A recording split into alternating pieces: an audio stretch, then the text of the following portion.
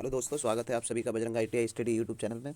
आप सभी को ज्ञात है ये जो चैनल है आईटीआई से संबंधित प्रतियोगी परीक्षाओं, स्पेशली यूपीपीसीएल टीजी 2, और आईटीआई की सेमेस्टर परीक्षाओं के लिए कार्यरत है।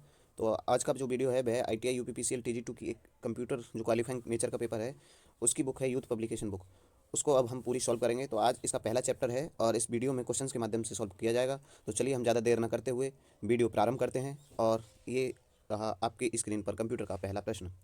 आज का जो चैप्टर है वह चैप्टर है कंप्यूटर एक परिचय, कंप्यूटर एंड इंट्रोडक्शन।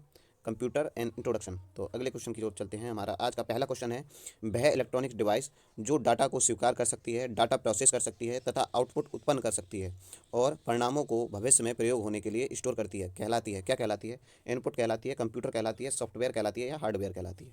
तो वह इलेक्ट्रॉनिक्स डिवाइस जो डाटा को स्टोर कर सकती है, डाटा प्रोसेस कर सकती है तथा आउटपुट उत्पन्न कर सकती है और परिणामों को भविष्य में स्टोर करने के लिए सुरक्षित रख सकती है, वह ऐसी कौन सी डिवाइस है जो ये सारे काम कर सकती है? तो वह डिवाइस है आपकी कंप्यूटर। कौन सी डिवाइस है? कंप्यूटर। ऑप्शन नंबर बी इस प्रश्न का सही आंसर होगा। अगले क्वेश्चन की ओर चलते हैं। अगला क्वेश्चन है, कंप्यूटर के संबंध में निम्नलिखित में से कौन सा कथन गलत है? ध्यान दीजिए, पूछा गया है कौन सा कथन गलत है। ये एक लॉजिकल मशीन है और सूचना को प्रोसेस करती है। ये तो सही है, ये गलत नहीं है। इसने जो भी कोई सूचना स्टोर की जाती है ये उस तक पहुंच सकता है, ये भी सही है। इसमें कोई भावावेग नहीं होता, ये अपनी कोई भावना या चाहत नहीं होती। हाँ, ये सही है, मतलब इसका कोई आईक्यू नहीं होता। ये अप्रतिबंधित ढंग से अपनी सूचना तक पहुंचता है। नहीं, ये एक प्रतिबंधक ढंग से अपनी सूचना तक पहुंच सकता है। या फिर ऑप्शन नंबर बी। चारों ऑप्शन में से आप आंसर बताइए कि इसका कौन सा आंसर सही हो। गेस कीजिए आंसर।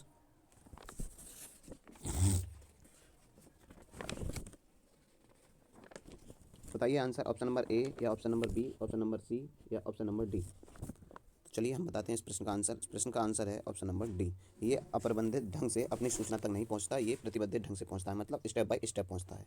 अगला प्रश्न है, आपके कंप्यूटर में सभी कंपोनेंट होते हैं, या तो ये या खालिस्तान और या ये सॉफ्टवेयर या सीपीयू रैम, एप्लीकेशन सॉफ्टवेयर या सिस्टम सॉफ्टवेयर, इनपुट डिवाइस या आउटपुट डिवाइस, हार्डवेयर या सॉफ्टवेयर इनपुट या आउटपुट।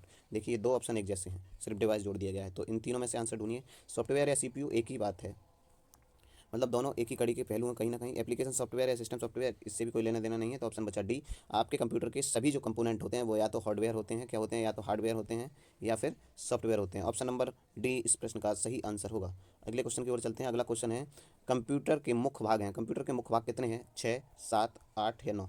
कंप्यूटर के मुख्य भाग कितने हैं? देख लीजिए, क्वेश्चन सारे इंपॉर्टेंट क्वेश्चन है। यूपी एसएससी जेई में आया हुआ क्वेश्चन है। तो कंप्यूटर के मुख्य भाग कितने होते हैं? ये भाग होते हैं 6। चलिए देखते हैं ये 6 भाग कौन कौन से हैं। तो कंप्यूटर के जो मुख्य भाग हैं 6, वह कौन कौन से हैं? सीपीयू अर्थात central processing unit, input device जैसे कीबोर्ड माउस स्कैनर आदि, आउटपुट डिवाइस जैसे प्रिंटर मॉनिटर स्पीकर आदि, चौथा मेमोरी यूनिट और पाँचवा है सेकेंडरी स्टोरेज, छठा है कम्युनिकेशन डिवाइस। तो कंप्यूटर के जो 6 भाग हैं वो आपको पता चल गया कि कौन कौन से 6 भाग हैं। चलिए अब हम अगले क्वेश्चन पर चलते हैं। आज की वीडियो का 5वां क्वेश्चन है, निम्नलिखित में से कौन सा पद कंप्यूटर से संबंधित नहीं है? ध्यान रखिए, इनमें से कौन सा ऐसा शब्द है जो कंप्यूटर से संबंधित नहीं है? आरआरबी कोलकाता 2012 लोको पायलट में पूछा गया क्वेश्चन है। तो इससे संबंधित, कंप्यूटर से संबंधित सीपीयू है। हम सभी जानते हैं कंप्यूटर का अगर जिक्र किया जाए तो सीपीयू का कहीं ना कहीं नाम लिया जरूर जाता है। मदरबोर्ड भी कंप्यूटर से संबंधित है। हार्ड डिस्क, जी हाँ, हार्ड डिस्क भी कंप्यूटर से संबंधित है। जबकि एरिथोसाइट्स इसका संबंध कंप्यूटर से नहीं है। तो ऑप्शन नंबर डी इस प्रश्न का सही आंसर होगा। अगले क्वेश्चन की ओर चलते हैं। अगला क्वेश्चन है, कंप्यूटर में यूजर को भी कहा जाता है। यूजर को क्या कहा जाता है? ह्यूमन वेयर, फर्मवेयर, हार्डवेयर या फ्रीवेयर? यूपीपीसीएल एपीएस एग्जाम में आया हुआ क्वेश्चन है, 18/2/2018। यूपीपीसीएस एपीएस में ये क्वेश्चन आया हुआ है। चलिए देखते हैं इस प्रश्न का आंसर क्या है। इस प्रश्न का आंसर है option number A, human ware. Computer में यूजर को हम ह्यूमन वेयर भी कहते हैं। क्या कहते हैं? Human ware. अगला प्रश्न है कि कोई व्यक्ति कंप्यूटर साक्षर कहलाता है यदि वह सक्षम हो। मतलब कोई व्यक्ति कंप्यूटर साक्षर जब कहलाएगा जब वो क्या करेगा? आवश्यक एप्लीकेशन को चला लेगा, एंटीवायरस सॉफ्टवेयर बना लेगा, या फिर प्रोग्राम लिखने में सक्षम हो, या दूसरे कंप्यूटर को हैक करने में सक्षम हो।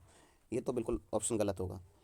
और प्रोग्राम लिखने में, जी नहीं, ये तो प्रोग्रामर कहलाएगा अगर प्रोग्राम लिखेगा तब। एंटीवायरस, जी ये भी नहीं। तो अगर वह आवश्यक एप्लीकेशन को चला लेता है तब वह कंप्यूटर साक्षर कहलाएगा। इसलिए इस प्रश्न का जो आंसर होगा वह आंसर होगा ऑप्शन नंबर ए।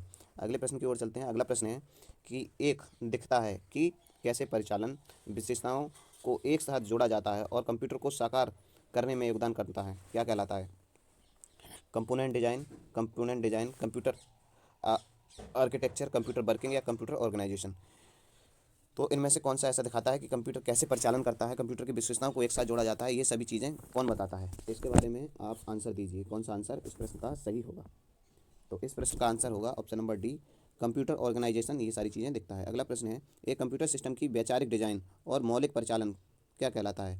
यूपीपीसीएल ऑफिस असिस्टेंट में आया हुआ क्वेश्चन है कि एक कंप्यूटर सिस्टम की वैचारिक डिजाइन और मौलिक परिचालन संरचना क्या कहलाती है? कंप्यूटर ऑर्गेनाइजेशन कहलाती है, कंप्यूटर डिजाइन कहलाती है, कंप्यूटर वर्किंग या कंप्यूटर आर्किटेक्चर? तो ये कहलाती है कंप्यूटर आर्किटेक्चर। अगले प्रश्न की ओर चलते हैं। अगला प्रश्न है, BIOS का पूर्ण रूप क्या है? Basic input operating system, basic input output software, basic input output system, इनमें से कोई नहीं। तो इस प्रश्न का सही आंसर होगा option number C, basic input output system. अगला प्रश्न है, आपके सिस्टम को बूट करने के बारे में निर्देश इसमें संग्रहित होते हैं।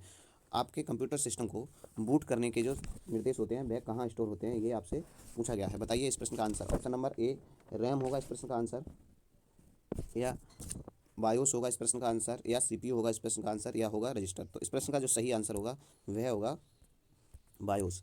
बायोस इस प्रश्न का सही आंसर होगा। और इससे पिछले क्वेश्चन में आपको हमने बायोस की फुल फॉर्म भी बताई थी। कंप्यूटर प्रोसेस द्वारा इन्फॉर्मेशन में परिवर्तित करता है किसको? नंबर को, डाटा को, प्रोसेस को या इनपुट को? तो कंप्यूटर प्रोसेस द्वारा इन्फॉर्मेशन में डाटा को परिवर्तित करता है। ऑप्शन नंबर बी इस प्रश्न का सही आंसर होगा। अगला प्रश्न देखते हैं। अगला प्रश्न क्या है? अगला प्रश्न है, कंप्यूटर में डाटा किसे कहा जाता है?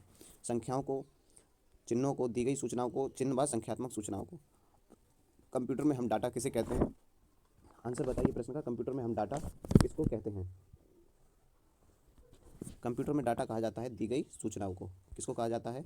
दी गई सूचनाओं को कंप्यूटर में डाटा कहा जाता है। अगले क्वेश्चन की ओर चलते हैं। अगला क्वेश्चन है, कंप्यूटर चिप जो होती हैं, चिप्स लिखा हुआ है, कंप्यूटर चिप के निर्माण में कौन सा पदार्थ प्रयोग किया जाता है? चांदी, लोहा, सोना या सेमीकंडक्टर? सभी को पता होगा कि कंप्यूटर चिप के निर्माण में हम सेमीकंडक्टर अर्थात सिलिकॉन का प्रयोग करते हैं। ऑप्शन में सिलिकॉन न देकर क्या दे दिया गया है? यहाँ पर सेमीकंडक्टर दे दिया गया है। तो इस प्रश्न का आंसर सही होगा ऑप्शन नंबर डी। अगले क्वेश्चन की ओर चलते हैं। अगला क्वेश्चन है, निम्नलिखित में से कौन चौथी पीढ़ी की प्रोग्रामिंग भाषा है? चौथी पीढ़ी की प्रोग्रामिंग भाषा कौन सी है? सी है, बेसिक है, मर्क्यूरी है या एसक्यूएल है? बताइएगा इस प्रश्न का आंसर। चौथी पीढ़ी की जो प्रोग्रामिंग भाषा है वह कौन सी है? वह है एसक्यूएल। अगला क्वेश्चन है, कंप्यूटर में डाटा किस रूप में भंडार होता है? कंप्यूटर में डाटा किस रूप में स्टोर होता है? ऑक्टल के रूप में, हेक्साडेसिमल के रूप में, डेसिमल के रूप में या बाइनरी रूप में? कंप्यूटर में डाटा किस रूप में स्टोर होता है? तो कंप्यूटर में डाटा जो स्टोर होता है वह होता है बाइनरी रूप में। किस रूप में स्टोर होता है? बाइनरी के रूप में। अगला क्वेश्चन है कि अपूर्ण तथ्य को बताता है जबकि डैश खाली स्थान में डाटा अर्थपूर्ण बन जाता है। तो डाटा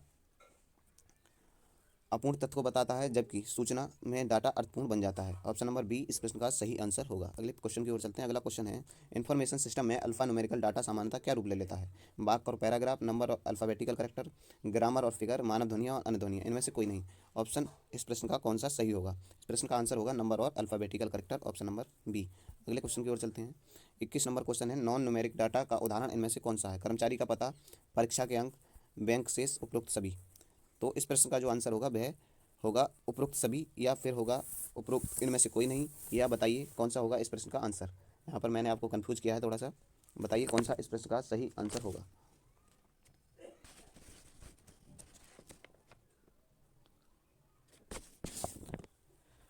नॉन न्यूमेरिक डाटा का उदाहरण इनमें से कौन सा है? तो चलिए मैं बताता हूँ इस प्रश्न का आंसर। इस प्रश्न का आंसर है इनमें से कोई नहीं। न्यूमेरिक का अर्थ होता है मतलब कि जिसमें ये नंबर वैल्यू नहीं लिखी हो, 1 2 3 4 5 या ABC जो होती हैं वो अल्फ़ाबेटिकल वैल्यू होती हैं। जबकि नॉन न्यूमेरिक, कर्मचारी का पता न्यूमेरिक डाटा होता है, परीक्षा के अंक ये भी न्यूमेरिक डाटा होता है, बैंक शेष, बैंक में जो धन हमारा बचा हुआ है वह भी न्यूमेरिक होता है, उपरोक्त सभी तो ये आ ही गया। इनमें से जो सबसे अलग ऑप्शन है वह है ऑप्शन नंबर ई, इनमें से कोई नहीं।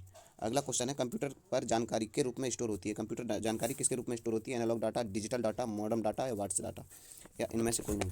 कंप्यूटर पे जो जानकारी स्टोर होती है वह किस रूप में स्टोर होती है? तो ये स्टोर होती है डिजिटल डाटा के रूप में। किस में?